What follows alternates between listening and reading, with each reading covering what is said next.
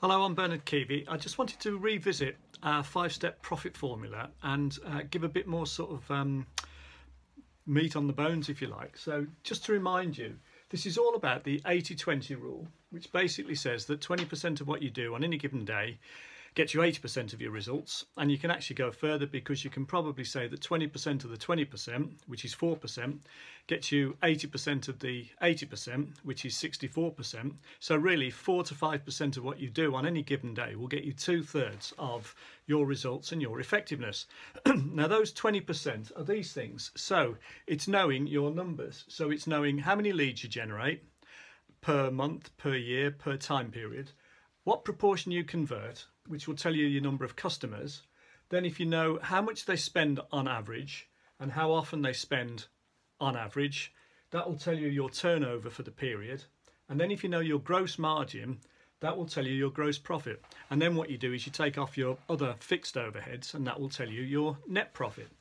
Now, it's all very interesting because this gross margin is the most important figure, and it's a figure that very few people probably actually know, the right figure for their business. And the things that affect your gross margin are, first of all, your prices. So if you don't get your pricing strategy right, then you won't have your gross margin as good as it might be. And the higher your gross margin, the more profit you make. So a lot of people make mistakes about how they set their prices. They confuse the difference between markup and margin. They do cost plus markup rather than aiming to price at whatever the value is of what they sell.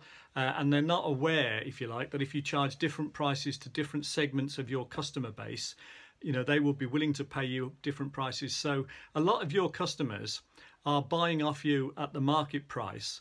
But actually, if you could segregate them and give them a higher value proposition, they'll pay more. And I've actually done sessions, I've run sessions separately on this whole issue of pricing, and I'll probably revisit it. But I also want to look at what you can do to affect your gross margin. Now, your gross margin is affected by these 8 things mainly. So one, have you got your pricing right? If you haven't, then you can increase your gross margin by increasing your average price.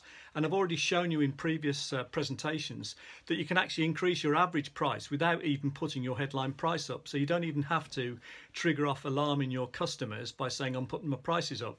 You can just structure the way you charge for things so that on average you're charging a higher price. If you're discounting, you may have seen this before. If you haven't, it's really worth being aware that if you say discount by about, say, 10%, which won't have any effect anyway in the marketplace, but if you discount by 10%, then commonly you'll reduce your bottom line profit by 30, 40, 50, depends, but it'll be much, much higher proportion than 10%. So discounting is a really dangerous and short-sighted way to go.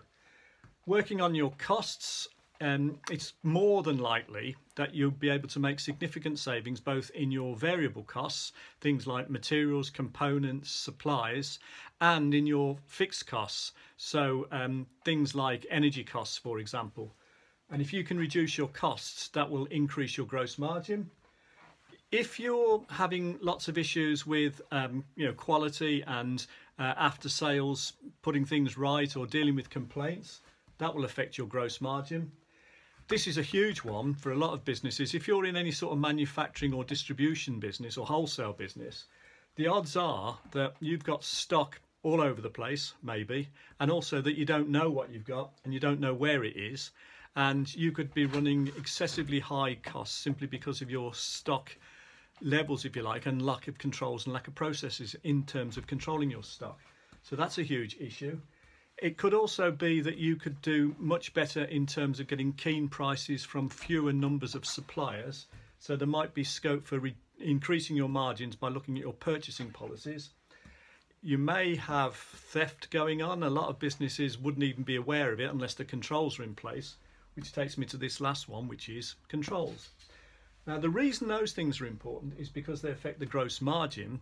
And the reason the gross margin is important is because if you knew your figures for each of how many leads you could generate and how many you convert, and then what your average price is and how often people buy from you on average, and then what your gross margin is, then I've previously shown that all you need to do is make a 10% improvement in each of them, which you would have thought could easily be done over the course of the year, particularly if you set time aside to do it, and particularly if someone holds you to account to do it.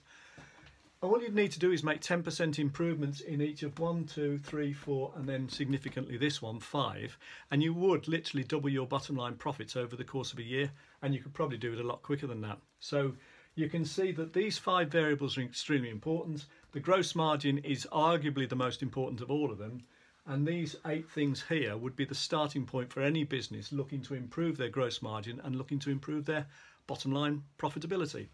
So I hope you found that interesting and useful, and I'll revisit some of these themes, in future presentations. Thank you very much for listening. This was Bernard Keavy.